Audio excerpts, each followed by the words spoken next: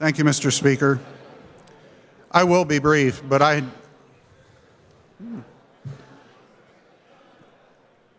I'm going to actually be supporting this legislation, but we've got to understand something.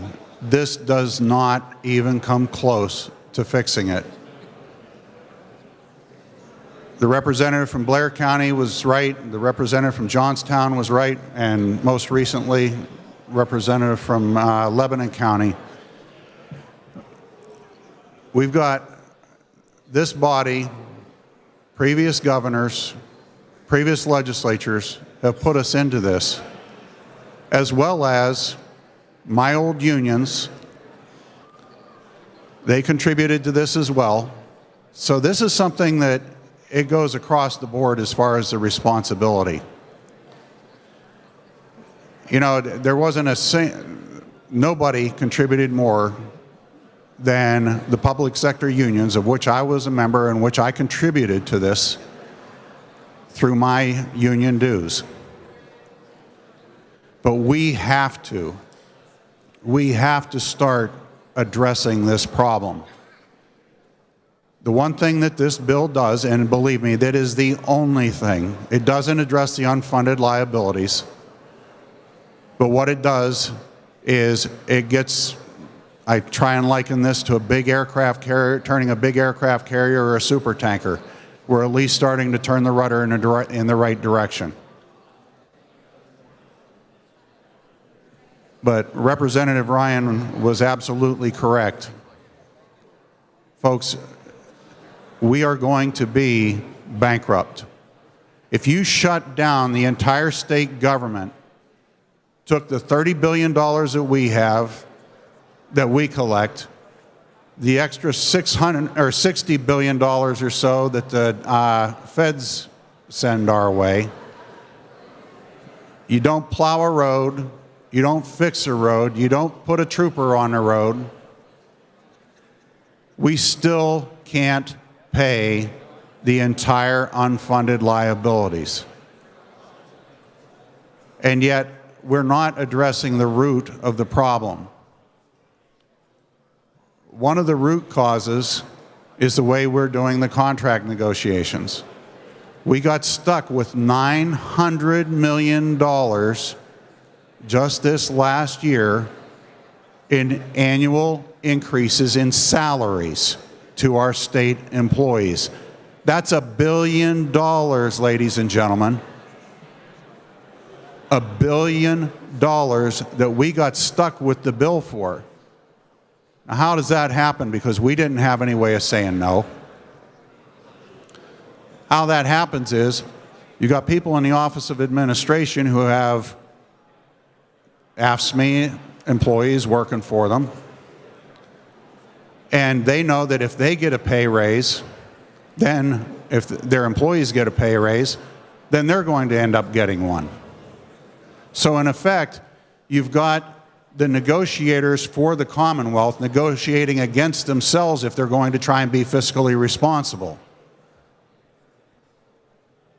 The body that has to pay the bill should be the body that has the final authorization over what those salaries are going to be. We don't have that right now. And unfortunately, until we address that problem, we are not going to see our liabilities decrease. You can't expect people to negotiate it against themselves.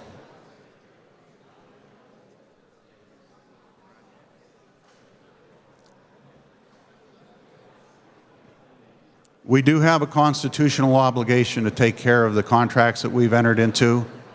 However, when those contracts are being negotiated between two parties that have a self-interest to the exclusion of the people that are paying the bill, that is why we are where we are.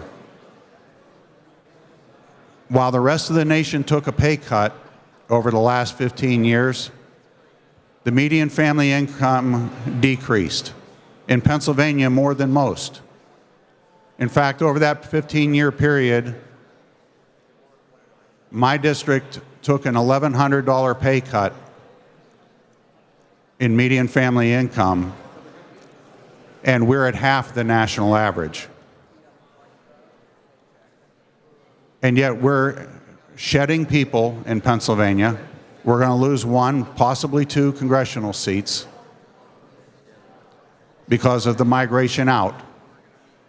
So we've got fewer people earning less money, paying 43% more for an employee who came in 15 years ago.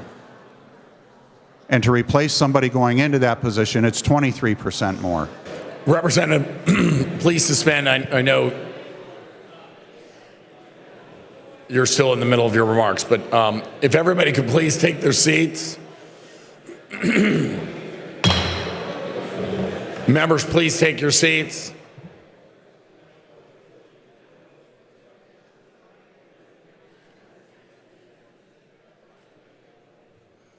Any conversations, please take the anterooms.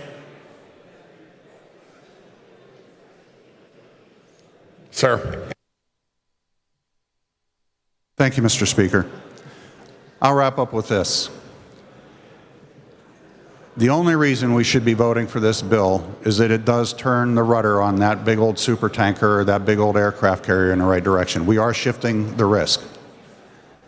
But don't have any illusions that we are not going to be back here dealing with those unfunded liabilities, and we are going to have to address the root causes, which this bill, nor just simply paying down or paying off the unfunded liability for now, are ever going to address. Because until you get to the root causes, the day that you actually do end up paying off that debt, if we could magically come up with $100 billion and pay it off, the very next day you're going to be going upside down again. Again, I would encourage members to vote for this. At least let's get the rudder turned in the right direction. But let's not be under any illusions. Thank you.